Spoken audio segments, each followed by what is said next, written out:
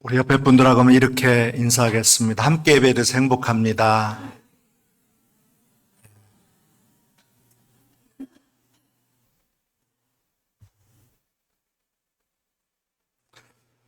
오늘 우리는 우리 영원한 목자 되신 주님의 품 안에서 참 평안과 소망을 나누는 귀한 시간 되기를 바랍니다. 이 시간 하나님의 선하심과 인자하심이 여러분 마음속에도 강물처럼 흐르게 되기를 주님의 이름으로 축원합니다.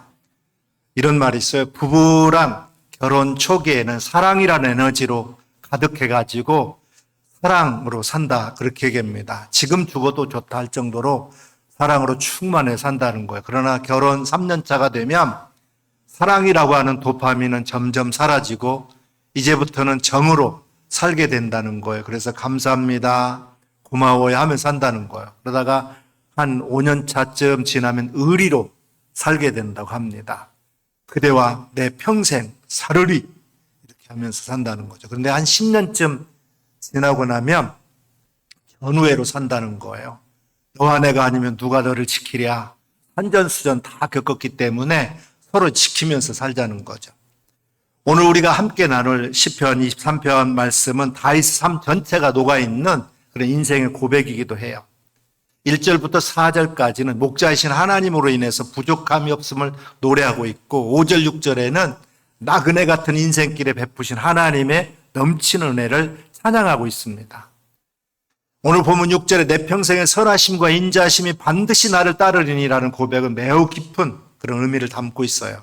내 평생이라고 하는 말은 앞으로 살아남아있는 기간, 다른 말로 말하면 내가 죽는 날까지라는 뜻이에요. 다윗은 자신에게 남은 일생 동안 하나님의 선하심과 인자하심이 나를 따를 것이라 그렇게 고백하고 있습니다. 따르리니라고 하는 히브리는 라다프라고 하는 말인데 단순히 뒤를 쫄래쫄래 따라오는 게 아니라 사냥꾼이 먹잇감을 쫓듯이 추격하고 추적한다, 그런 뜻이에요. 어떻게 그런 믿음을 우리가 표현할 수 있을까요? 다윗이 지나온 일생을 돌아보면 언제나 하나님의 선하심과 인자하심이 있음을 깨달았어요. 때로 인생의 끝자락에 있었지만 사망의 골짜기를 다닌다 하더라도 원수들로 인해서 어렵기도 했지만 그 모든 것들 속에 하나님의 은혜가 있었음을 깨달은 거예요. 선하심과 인자하심이라고 하는 이름의 두 마리 양치기 개가 우리 뒤를 든든히 지키는 것을 말합니다. 양을 치는 목자가 저녁 때가 되면 이제 휘바람을 불니다. 그러면 양치기 개가 들판에 자유롭게 풀을 뜯고 있던 양을 쏜살같이 쫓아가가지고 뒤에 따라다니면 양을 몰아가지고 집으로 데리고 와요. 그렇게 안전하게 저녁에 맹수로부터 보호하는 것을 볼 수 있습니다. 이건 결국 우리를 영원한 여호와의 집으로 몰아가는 것과 같아요. 그래서 지금 그랬던 것처럼 앞으로도 하나님의 선하심과 인자하심이 반드시 따를 거라는 확신이 있었던 거죠. 다윗은 평생 사울왕에게 쫓기는 도망자의 삶을 살았지만 하나님이 목자 되시기 때문에 나는 부족함이 없다. 하나님이 주인 되시기 때문에 내 잔이 넘친다, 그렇게 고백했어요. 다윗은 정말로 행복한 사람이었습니다. 사람들에게, 우리들에게, 제게도 염려와 근심과 걱정이 있습니다. 많은 사람도 이런 근심이 있을 거예요. 근데 근심 없는 사람이 있을까 생각해 보니까 거의 없는 것 같아요. 있으면 있는 대로, 없으면 없는 대로, 잘나면 잘난 대로, 못나면 못난 대로. 그렇지만 하나님께서 목자 되시면, 하나님께서 주인 되시면 우리도 내 평생의 선하심과 인자하심이 나를 따른다라고 고백하는 날이 올 것을 믿으시기 바랍니다. 다윗은 인생의 끝자락에서 깨달은 것은 자신을 끝까지 추적해온 것은 원수가 아니라 하나님의 은혜였다고 하는 거예요. 우리 인생은 무엇으로 살아갑니까? 다윗은 하나님의 선하심과 인자하심이 자신을 뒤쫓아온다, 그렇게 고백했어요. 여호와의 선하심이 무엇입니까? 선하심이라고 하는 것은 좋음을 뜻합니다. 뿐만 아니라 기쁨, 유용함, 효과적임, 아름다운 착함, 옳음, 도덕적인 선함도 뜻해요. 이건 하나님의 선하신 성품을 말하는 게 아니에요. 하나님의 보시기에 가장 좋은 길로 인도하신다고는 태도를 말하는 거예요. 선하심은 히브리어로 토브라고 하는데 가장 좋은 것을 주심, 또 가장 좋은 길로 인도하심, 또 보시기에 좋은 그런 뜻으로 번역할 수 있어요. 하나님은 우리 인생을 가장 아름답게 만드시는 분이에요. 성경에서 말하는 이 선의 개념은 하나님을 떠나서는 우리가 생각할 수 없어요. 다윗은 자신에게 좋은 일만 있어서, 기쁜 일만 있어서, 만족해서, 불만이 없어서 하나님은 선하다 그렇게 말한 게 아니에요. 나쁜 일도 슬픈 일도 괴로운 일도 있었지만 지나고 보니까 선하신 하나님의 역사였다고 하는 그런 고백이고 찬양입니다. 우리가 인생을 살다 보면 실수도 많고 또 잘못도 많이 합니다. 또 잘못이 없음에도 불구하고 때로는 오해를 받을 때도 있어요. 아직 때가 되지 않았는데도 불구하고 사람들이 우리를 향해서 실패했다 이렇게 판단을 내리기도 합니다. 밖에서 들려오는 이런 소리도 우리를 힘들게 하는데 그것이 바로 내면의 소리라고 한다면 더욱더 우리가 견디기 힘들 거예요. 근데 다윗은 자기를 쫓아왔던 것은 여호와의 인자하심이라고 고백하고 있습니다. 이 인자하심이 헤세드라고 하는 말은 변함없는 자비와 사랑, 끝없는 용서를 의미해요. 하나님의 선하심과 인자하심은 변함없이 한결같이 그리고 영원히 우리를 돌보시고 이끄시는 것입니다. 선하심은 하나님의 사랑으로 흐르는 물줄기 같은 거예요. 인자하심은 샘과 같은 것입니다. 이 선하심은 하나님의 사랑의 손길이고 인자하심은 그분의 사랑하시는 마음이에요. 이 원어로 보면 좋았더라. 이 선하심이라는 말은 같은 그런 맥락을 갖고 있어요. 보시기에 좋았다고 하는 것은 단순히 사람 보기에 예뻤다, 멋있었다, 아름답다라는 뜻이 아니라 하나님 보시기에 완전한 조화와 균형을 이루고 있음을 의미해요. 하나님은 우리를 믿고 기다리고 계십니다. 나는 끝났다 이렇게 하는데 하나님은 아직 안 끝났다 그렇게 말하세요. 나는 부족하다고 자책하는데 너는 충분하고 가능하다라고 격려하십니다. 이것이 주님의 인자하심입니다. 다윗은 전쟁에서 실패했을 때, 죄를 지어서 의기소침했을 때 자기를 격려하는 이 하나님의 인자하심을 경험했어요. 이스라엘 백성들도 하나님의 인자하심을 경험했습니다. 이스라엘이 잘못을 범했음에도 불구하고 완전히 넘어지지 않고 다시 일어설 수 있도록 해주신 거예요. 예레미야 3장에 보면 여호와의 인자하심과 긍휼이 무궁하심으로 우리가 진멸되지 아니했다 그랬어요. 여러분 뒤에는 누가 쫓아옵니까? 원수입니까? 으르렁대는 사자입니까? 일거리입니까? 문제들입니까? 율법입니까? 정죄하는 자입니까? 다윗의 뒤에는 반드시 하나님의 선하심과 인자하심이 쫓아온다 그렇게 고백하고 있어요. 다윗은 얼마나 즐거운 인생을 살고 있습니까? 평생을 악이나 문제나 심판에 쫓기는 인생이 되지 말아야 됩니다. 하나님의 선하심과 인자하심을 맛보아 사는 그런 즐거운 인생들이 되시기를 주님의 이름으로 축원합니다. 뒤에서 우리를 밀고 있는 것은 하나님의 그 격려의 손이에요. 목자가 양들을 뒤에서 몰 때 그것은 필경 푸른 초장과 잔잔한 물가이거나 아니면 편히 쉴 수 있는 안식처입니다. 때로 우리는 하나님을 피해 도망가기도 해요. 성경 속 요나를 보세요. 그는 하나님의 낯을 피해가지고 배 밑창까지 숨어들었어요. 하나님은 폭풍과 큰 물고기를 동원해가지고 끝까지 그를 추격합니다. 이것은 요나를 괴롭히기 위함이 아니라 그를 살리고 사명을 완수하게 하려고 하는 하나님의 거룩한 추격이었던 거예요. 현대사회를 살아가는 오늘 우리들에게도 나 혼자 고통의 길을 걷고 있다고 느낄 때가 있습니다. 하지만 모래 위에 그 발자국이라고 하는 시처럼 우리가 가장 힘들고 외로워 발자국이 하나뿐이었던 그 순간도 주님이 우리를 버린 때가 아니라 우리를 등에 업고 걸어가시기 때문에 발자국이 한 사람 발자국만 남아 있었다고 하는 거예요. 주님은 결코 우리를 포기하지 않으시고 우리가 어디에 있든지 온전히 우리와 함께 하시며 우리를 선하심으로 우리를 이끌어 주시는 분인 줄 믿습니다. 모든 것을 합력하여 선을 이루시는 섭리가 있어요. 로마서 8장 28절에 보면 우리가 알거니와 하나님을 사랑하는 자, 곧 그 뜻대로 부르심을 입은 자들에게는 모든 것이 합력하여 선을 이루느니라 그랬어요. 하나님의 선하심은 우리에게 좋은 일만 있다는 뜻이 아니에요. 우리에게 좋지 않은 일도 있고 우리가 실수할 때도 있어요. 그러나 하나님은 우리의 모든 실수와 잘못과 역경들을 합해가지고 결국 좋도록 그렇게 만드시는 분이에요. 예수님에게도 좋은 일만 있었던 건 아니잖아요. 다윗의 삶에도 사망의 음침한 골짜가 있었고 눈물 젖은 빵을 먹던 시절이 있었어요.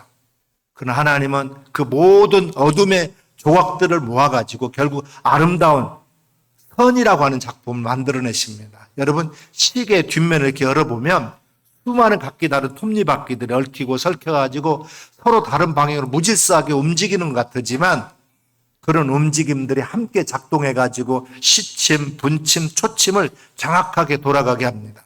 그래서 이렇게 찬양하고 있어요. 할렐루야 여호와께 감사하라 그는 선하시며 그 인자심이 영원함이로다.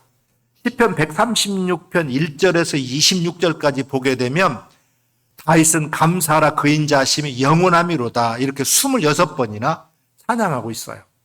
우리도 지금 힘들고 어려운 일, 괴롭고 고달픈 일이 있어도 우리가 믿고 순종하고 기도하면서 기다리면 기대하고 살면 훗날 세월이 지나고 나면 다 이게 하나님의 은혜였다 이렇게 간증하는 날이 우리에게도 오게 될 줄로 믿습니다.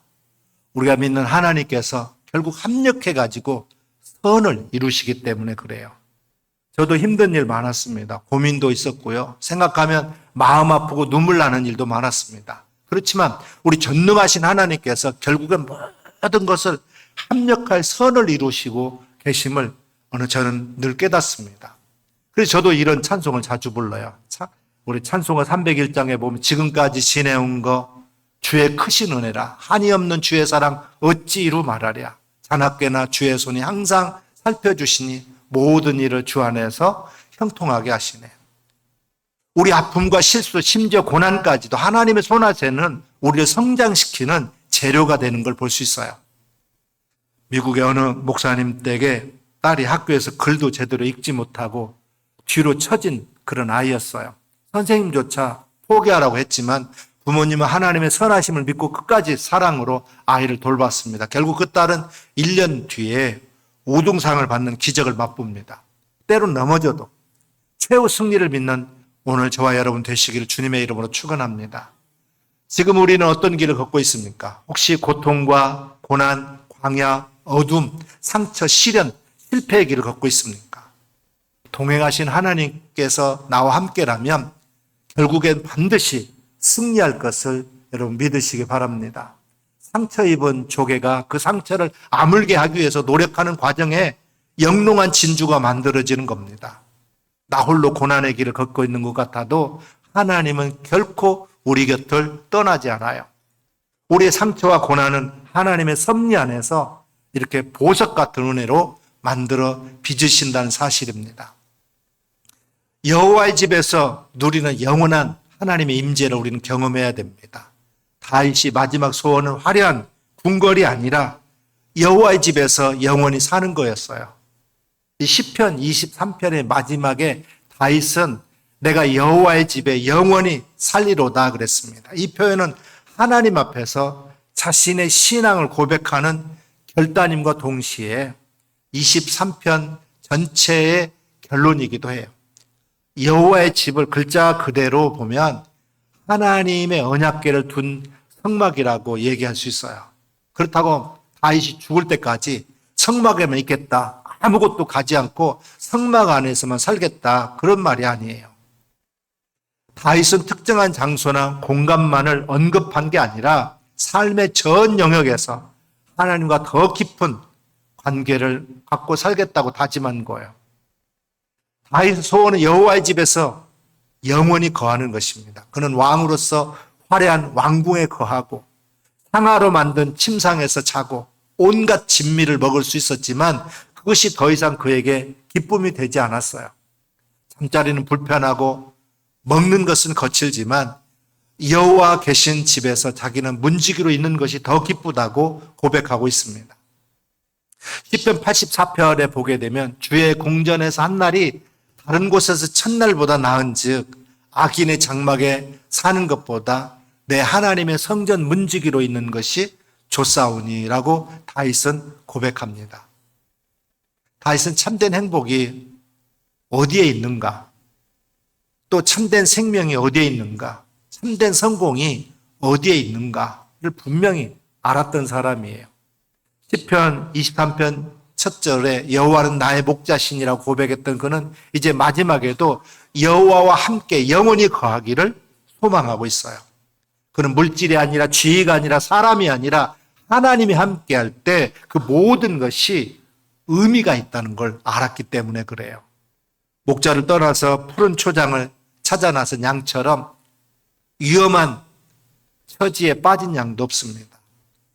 우리가 돌아온 탕자의 비유는 결국 우리 인생의 참된 행복과 성공이 어디에 있는가를 우리에게 잘 보여주고 있어요. 아버지 품을 떠난 탕자는 돼지보다도 더 비참한 처지에 빠지게 되고 맙니다. 탕자가 이렇게 고백하잖아요. 이에 스스로 돌이켜 이르되 내 아버지 집에게는 양식이 풍족한 품꾼이 얼마나 많은가. 나는 여기서 줄여 죽는구나. 아버지 품에 있다라는 것은 구속이 아니에요. 오히려 우리를 더 자유롭게, 더 풍요롭게 하고 있어요. 홀로 있을 때는 문제와 원수들이 추격하지만 하나님의 품에서는 선하심과 인자하심이 평안과 위로가 흘러넘칩니다. 천국이 좋은 이유는 그것이 아무 아픔도 없고 병도 없고 먹을 것과 입을 것이 풍성하고 아무 문제가 없다는 점만이 아니에요. 가장 중요한 것은 그게 하나님과 그곳에 예수님이 계시기 때문에 그래요. 마태복음에 보면 천국이라는 말이 자주 나와요. 근데 이 천국이라는 뜻이 하늘에 있는 나라라는 뜻이 아닙니다. 하늘에 계신 분이 다스리는 나라라는 뜻이에요. 여호와의 집은 단순히 죽어서 가는 천국만을 의미하는 게 아니에요. 그것은 하나님의 통치가 이루어지는 모든 것, 즉 주님과 더 깊은 관계 속에 살아가는 삶의 전 영역을 의미하는 것입니다. 사람은 어떤 사람과 친분을 쌓느냐에 따라서 그 사람의 영향을 받습니다. 회사에서도 옆자리에 어떤 동료가 있느냐에 따라서 업무 성과도 다르게 영향을 미치는 걸 볼 수 있어요. 실제로 그것을 연구한 사람들이 있었는데요. 미국에서 2,000명이 넘는 기업의 직원들을 대상으로 해가지고 독이 되는 동료, 즉 이제 회사에서 징계를 먹거나 퇴사를 당한 사람, 옆에서 같이 직장 생활했던 사람들은 그 나쁜 영향을 그 사람에게 받는다는 거예요. 그러나 좋은 성과를 내는 사람은 반경 7.5m에 있는 동료들에게 좋은 영향력을 주더라는 거예요. 좋은 사람이 옆에 있어서 받는 긍정적인 영향력은 한 달이나 걸리는데, 근데 나쁜 사람에게서 받는 독은 그 사람이 오자마자 퍼져나가더라는 거예요. 그래서 친구를 잘 우리는 사귀어야 됩니다. 살고 보니 옆에 사람 한번 보세요. 어떤 분 같으세요? 옆에 분과 이렇게 한번 인사합시다. 좋은 분 옆에 앉아서 정말 감사합니다. 네. 진정한 천국은 장소의 문제가 아니라 누구와 함께 하느냐의 문제예요. 높은 산이든 거친 들판이든 주 예수님을 모신 그곳이 바로 하늘나라입니다. 우리는 이 땅에서부터 주님과 동행하고 천국을 미리 우리는 맛보면서 살아야 됩니다. 교회가 여호와의 집이에요. 고린도전서 3장 9절에 보면 우리는 하나님의 동역자들이요 너희는 하나님의 밭이요 하나님의 집이니라 그랬습니다. 에베소서 2장 22절에도 보면 너희도 성령 안에서 하나님의 거하실 처소가 되기 위하여 예수 안에서 함께 지어져 가느니라 그랬어요. 여호와의 집에 거한다는 말은 여호와 늘 함께 살겠다고는 고백입니다. 여러분 교회 문을 나서면서 하나님을 이곳에 두고 가지 마시기 바랍니다. 하나님을 모시고 여러분의 가정이나 직장이나 또 잠잘 때나 일할 때나 앉아 있을 때나 걸어갈 때나 들어갈 때나 나갈 때나 항상 우리 하나님과 함께한 여러분 되시길 바랍니다. 하나님 한 분만으로 여러분의 즐거움을 삼을 수 있게 되기를 주님의 이름으로 부탁합니다. 어느 암 투병 중인 성도가 마지막 숨을 거두기 전에 아버지 목사님에게 손을 잡아달라고 부탁했습니다. 그때 아버지는 이제는 내 손을 놓으라. 그리고 이제부터는 주님의 손을 붙잡으렴 하고 말했습니다. 그 딸은 평화로운 미소를 지으면서 네, 주님 손을 잡을게요. 이렇게 말하고 하나님 나라 갔다라는 거예요. 이처럼 죽음은 끝이 아니라 아버지 집으로 돌아가는 포근한 귀향입니다. 주님은 지금도 우리를 위해서 처소를 예비하시고 또 우리를 기다리고 계세요. 이제 우리의 남은 생애를 목자 되신 주님과 함께 살아갈 뿐만 아니라 우리의 삶을 다 주님께 온전히 맡길 수 있기를 바랍니다. 세상의 근심과 추격의 불안에 하지 말고 오직 뒤를 바짝 쫓아오는 하나님의 선하심과 인자하심을 신뢰할 수 있기를 바랍니다. 목자들의 말에 의하면 양의 걸음은 다른 그 가축의 걸음과는 비교할 수 없을 만큼 좋다고 그래요. 그래서 양들이 목장 전체에 퍼져 있으면 그 양의 걸음 때문에 토양이 비옥해진다고 합니다. 그래서 고대 문헌에서는 이 양을 가리켜서 황금 발굽의 가축이라 그렇게 불렀대요. 이처럼 양들이 가는 곳에는 풍요로움과 번영이 그래서 뒤따랐다라는 것입니다. 하나님의 자녀로서 우리는 흔적, 예수 그리스도의 제자로서의 흔적을 남기면서 살고 있습니까? 우리가 다녀간 길에 축복과 은혜가 남아 있습니까? 다른 사람들 우리를 통해서 하나님의 선하심과 인자하심을 볼 수 있습니까? 가는 곳마다 화평을 남기고 있습니까? 누구에게나 용서를 남기고 있습니까? 우리가 머물던 자리마다 황금 발굽을 가진 양들처럼 하나님의 은혜와 축복의 흔적들을 남기면서 살아갈 수 있게 되기를 바랍니다. 이제부터라도 그리스도 향기를 전하는 사람들이 되어야 됩니다. 오늘 이 시간 다윗처럼 나는 영원히 주님 집에 살겠습니다. 이렇게 고백하면서 그분의 인도하심을 따라 당당히 걸어가는 우리 모두가 다 되시기를 주님의 이름으로 축원합니다. 기도하겠습니다.